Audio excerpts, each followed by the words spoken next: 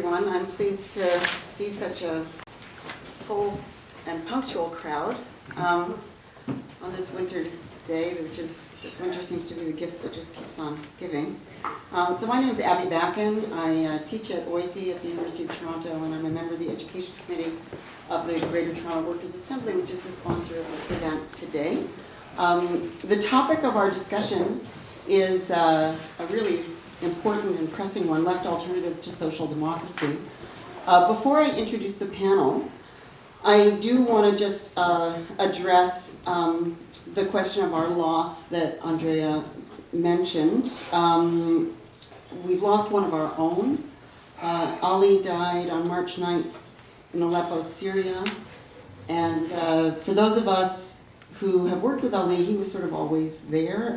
Certainly for those of us who've been involved in the Coalition Against Israeli Apartheid and in the Greater Toronto Workers' Assembly, he was on our coordinating committee for a period of time.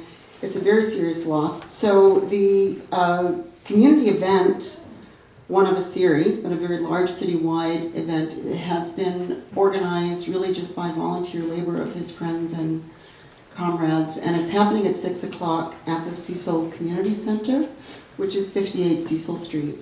So normally these events, we schedule 2 hours to have a fulsome time for discussion, but what we thought we would do today is we're trying to start promptly, and we'll end at 5:30. So I'd ask people to help me in self-facilitating. The speakers have agreed to limit their comments to 15 minutes. They have much, much more to say, but we'll see this just as a down payment on an important conversation.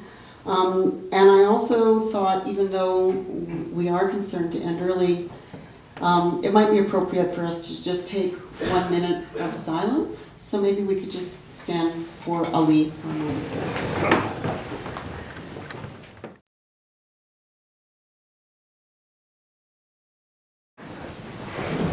Okay, so deep breath, change of gears. To paraphrase the words of U.S. labor leader Joe Hill, we will mourn and we will organize. So I want to introduce really an outstanding and gifted panel of speakers that we're privileged to have today, addressing this question of left alternatives to social democracy from a very rich and varied series of perspectives. I'll introduce the three speakers. The format will be that they'll each speak for about 15 minutes, and then we'll open it up for Q&A. So our first speaker is Leo Panitch. Leo is a longtime colleague and friend and mentor and a member since the beginning of the Greater Toronto Workers' Assembly. He is the Canada Research Chair in Comparative Political Economy and the Distinguished Research Professor of Political Science at York University. Leo is a prolific writer, serving as editor of the Socialist Register, and he's the author and editor of many, many texts on socialist and Marxist politics. His recent contribution with co-author Sam Gindin, The Making of Global Capitalism, was the winner of the 2013 Deutscher Memorial Prize. So help me to welcome Leo. Thanks very much, Abby. Well, it's a pleasure to be on this panel, not only with my dear friend and comrade from the imperial nation to our south, but also to our comrade who's come from our sister nation to the east to tell us about developments, the very important developments taking place in Quebec. Another sad passing this past week was a very dear friend of mine, Tony Benn. A timely death, unlike Ali's, if you like, but nevertheless one to be mourned for his enormous contribution from within social democracy to attempt to go beyond it. And I was saying yesterday at another Workers' Assembly event, the Labor Committee session we had with Adolf, that I remember Tony asking me in the 1990s when we were strolling along somewhere, having a sober conversation about how weak the left was in face of the reaction we all were facing, how much longer I thought it would take before a strong left alternative developed to this. And rather spontaneously, it occurred to me that, well, maybe we're living in a period not unlike the 19th century, the period that stretched from the defeat of the Chartists and of the 1848 revolutions to the founding of the great mass trade unions and socialist parties in the last decade of the 19th century, a period of some 40 to 50 years. And if we think of it, and his response to that, by the way, was immediately with a twinkle in his eye, his infectious twinkle in his eye, to say, well, then I'll have to live to 120.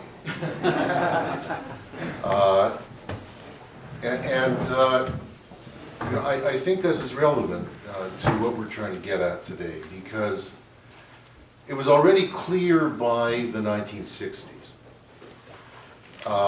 that social democratic parties had run their course as agencies of socialist change.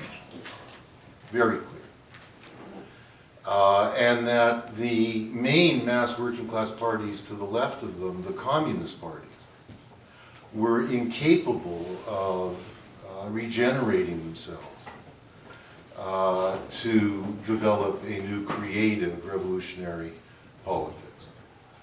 So much as this proved the case that apart from the collapse of those parties in the countries where they formed political regimes, or their transformation into agencies for the creation of new bourgeois classes in the venal way that is now taking place in China.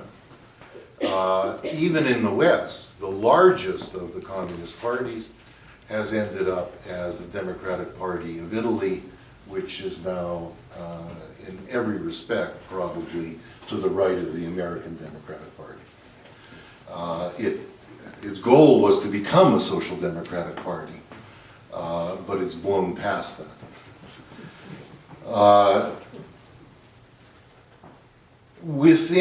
Out of the ferment of the 60s, the massive protest and movement buildings, the radical community politics, the student uprisings, the anti-war movements, the beginning of the most important and most successful social movement of the late 20th century, the women's movement, out of the successes of the anti-colonial struggles in the 60s and the black civil rights movement in the United States, all of that generated ambitions on the part of my generation, certainly, and Adolf's, to find a new political practice capable of going into the state and transforming the state. Not just protesting against it, but transforming it, democratizing it, to the end of democratizing the economy, to the end of a democratic socialist transition. And some of that got expressed not only through protests, but through attempts, which Tony Benn became the most prominent voice of in Britain, but in a sense everywhere, to channel the energy of the politics going on outside of social democracy, and to a very large extent outside of Communist Party, to channel that into attempt to turn social democratic parties, which had explicitly reneged on class struggle and even on socialist goals by the 1960s, to turn those parties into socialist parties. And what Ben articulated, and he was, in a sense, only the spokesperson for radicals inside the party, the Campaign for Labor Party Democracy, the new radical municipal politics that developed within it, etc. What he articulated was that we cannot realize a struggle for socialist democracy without first democratizing the Social Democratic Party. And what he ran up against, and it was the same thing that the Waffle ran up against in the NDP, in the late 60s and early 70s. It was the same thing that the young socialists in the German Social Democratic Party who were expelled from the party, many of them went on to found the Greens in Germany, found when they were expelled in the early 70s. What that attempt to change social democracy found was that the layers of careerism and bureaucracy and parliamentarism were so deeply embedded in those parties, and the claim they could make that, when people called for going back to party tradition, that really meant going back for a class harmony type of politics and a fundamentally undemocratic career representative type of politics. And a link to the working class through trade unions, which was primarily a bureaucratic link at the top, rather than a educating and mobilizing link at the base. That all of that got in the way, and inevitably, of the attempt to change those parties, and they all failed. The one in the Labour Party was the most intense. It lasted a decade, and it was over by the early 80s, ironically, just as certain of those people who had tried to found newer and better Leninist parties in the 60s and 70s and were running up against the limits of that, started to make their way into the Labour Party and to sometimes into other social democratic parties.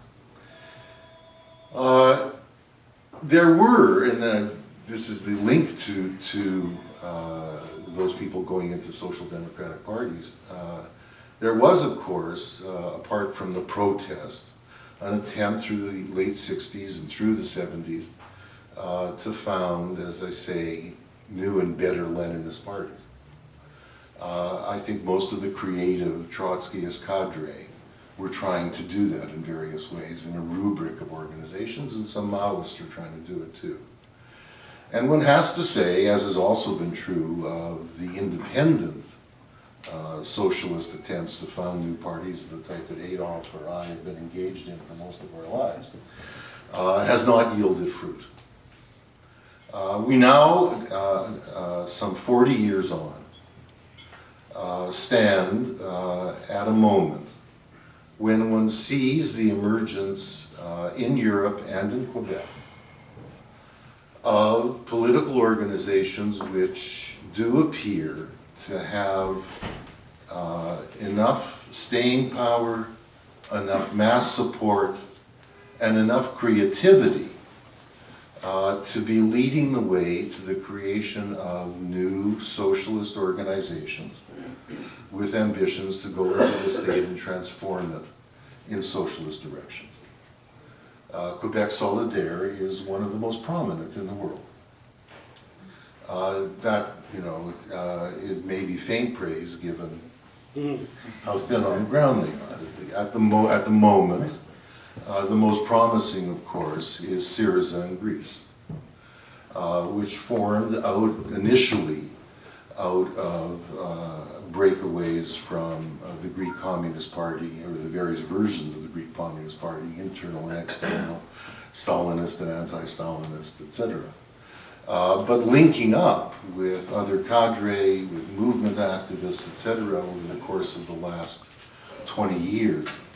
And it stands poised this year to get elected as the government of Greece.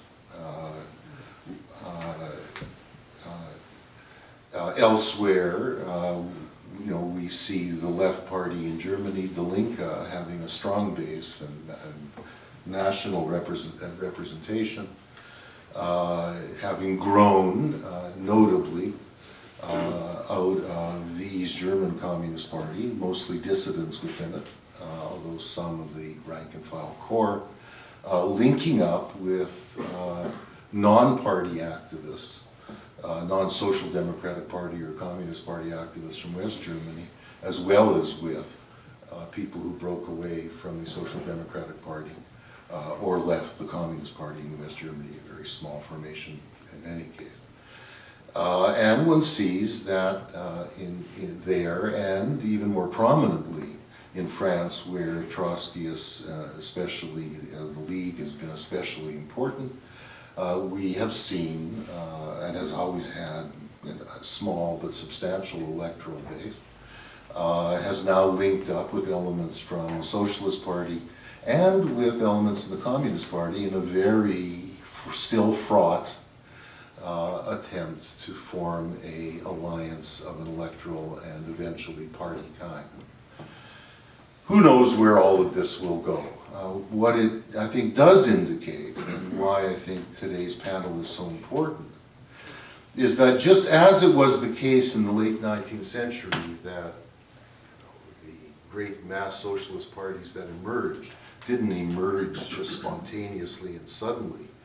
They emerged out of the kinds of seeds that were planted by the Chartists in the 1830s, by the revolutionaries of 1848, by the failed attempt at the First International in the 1860s, by elements who had grown frustrated with craft unionism by the 1870s, et cetera, et cetera. They grew out of various confluences of experiences and